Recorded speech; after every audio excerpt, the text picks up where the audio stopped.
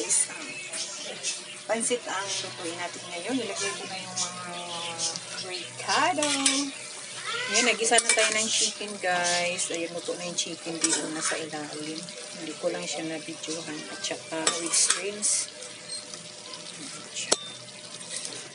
I-mix natin para makita nyo.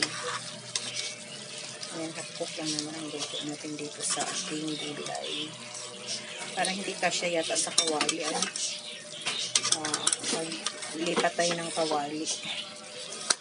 Hindi ko siya masyadong mahalo dahil syempre ay nakabidyo ako at tapos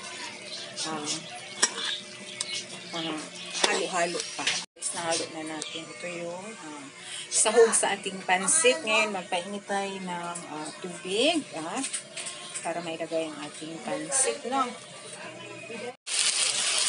Ayan siya, diba? Ating gulay.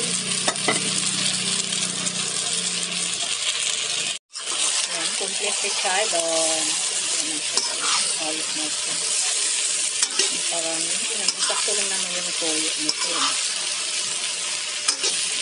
Marami ito. Pang maraming gulay.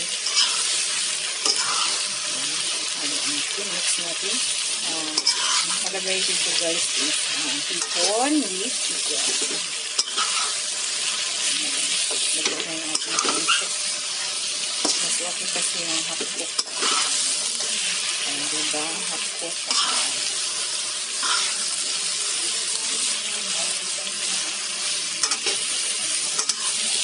Alright.